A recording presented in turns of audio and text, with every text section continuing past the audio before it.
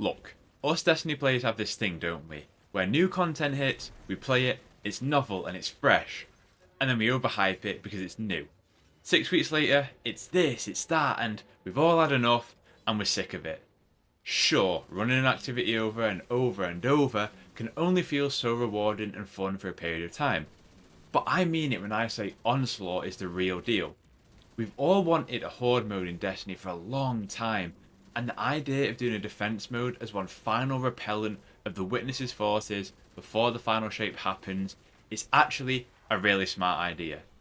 The thing here is, it's not always the activity itself that makes a great activity in Destiny, it's the context and the feeling around it.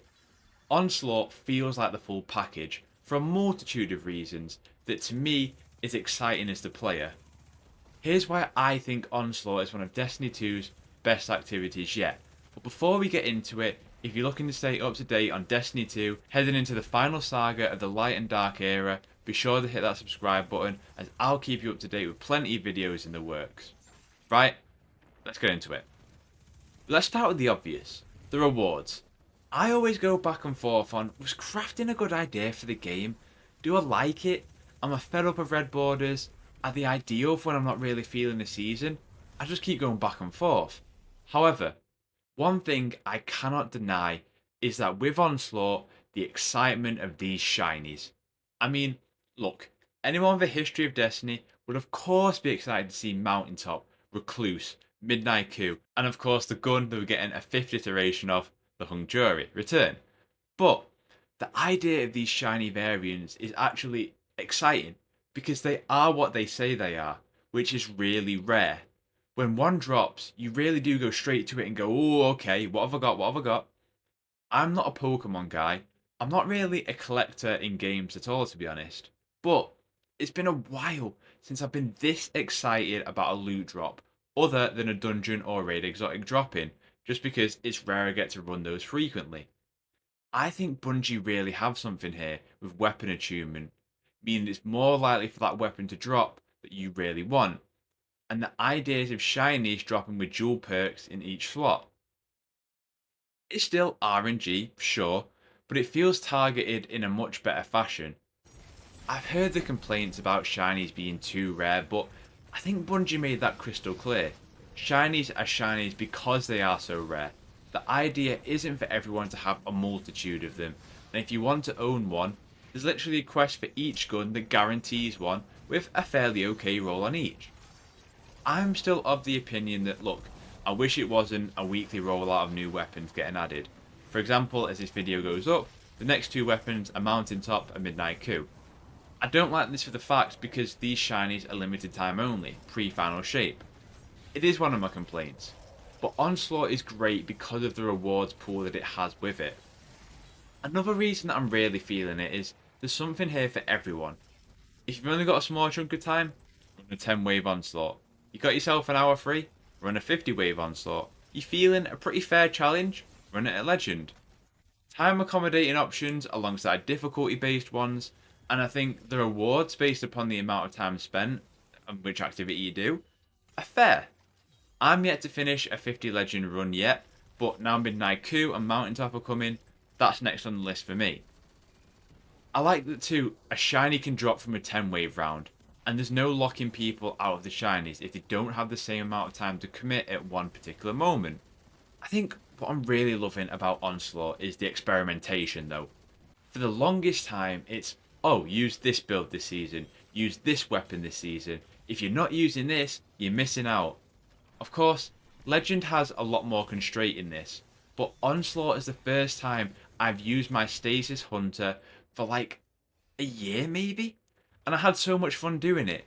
Blasting away with Wicked Implement, firing off my little shurikens, freeze enemy with my Dustfield Grenade. But it's not just that. I've ran Onslaught with every subclass so far. I couldn't tell you the last time I used every subclass in the same season, never mind within a week. The game doesn't punish you for experimenting because the balance tuning is just about right. We're all a bit guilty of either feeling like we have to use a certain loadout in an activity or seeing others use one that isn't the meta and being like, oh, for fuck's sake, well, I'm going to have to carry these. Onslaught is one of the few activities in the games where I've really enjoyed experimenting. Guns like Wicked Implement, Deterministic Chaos, Wrist Runner, guns that I've just not used in ages. And I feel good about using them here, and I don't feel penalised for it. That's a testament to the design and the feel of the activity, that I feel safe in using them in a normal 10 or 50 round Onslaught. With Prismatic on the horizon, you feel like this is the direction that Bungie wanted to take it in. More options is always more fun. I forgot how fun Stasis Shatter can be in PvE, how spreading the crystal effect can be useful, because I've not had an activity where it's felt viable in a while, or that I should be using something else. Onslaught does that so well, but also having a diversity of maps in terms of short range engagements versus long range engagements mean you can test out different builds on that front too.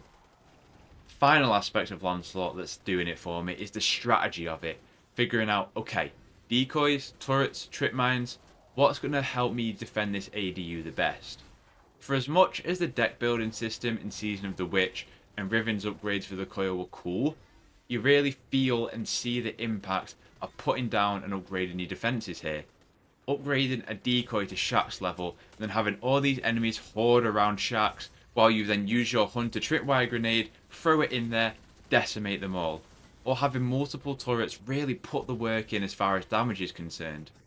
The activity, despite just being 3 maps, feels like it's constantly evolving, whether that be the variety of enemies to fight, the challenge each possesses, and though I still maintain Tormentors should not be spawning right on top of the ADU, that's some bullshit. Or even having every 6th and 10th wave be a trip to the pyramid. It's always moving at a good pace that a full 50 never really feels like an hour long, even though it is. Look, I'm not here to say that Onslaught is a perfect Destiny mode, and I'm sure by the time Final Shape hits, I'll have had my fill of it, that's for sure. But as of right now, I'm just loving the experimentation, the reward, and the feeling that it's giving out. I expect that to only get better and better too, with more brave weapons that we've all loved on the way. Yes, we need to be able to reset our Shaxx rank. Absolutely, Bungie need to find a way to incentivise legendary runs that people aren't just farming the first 10 waves over and over, and try and find a way to incentivise doing the full run for sure. But, in its current state, Onslaught I feel is a massive success. I'm excited to keep playing and diving in as more weapons become available, keep chasing those perfect shiny drops, and get myself a full legendary completion. When I think that this was put together as a stopgap for the Final Shape's delay, I think Bungie did an exceptional job here in the context of what we know. And for as quick as we are to criticise Bungie a lot of the time, here they deserve every last bit of praise. Now, just give me a Postmaster and a vault in the Hall of Champions, please. So, that's my thoughts on Onslaught so far. But how are you enjoying the activity? Do you rate it as high as I do? Have you got any shinies yet? If so, did you get the roll that you wanted? Out of all the brave weapons that return in this season, what's the gun that you're going to be farming the most? What's the perfect roll that you want? I'd love to talk with you in the comments down below. Dropping a like on the video is the best way to show support, and it really helps me out as a smaller creator. Doing so will be massively appreciated. Like I say, as we head into the Final Shape, if you're looking to stay up to date on all things Destiny, consider subscribing, as I have no intention of slowing down Destiny videos anytime soon, and consider checking out other Destiny videos on the channel. Have a terrific day, and I'll catch you in the next one.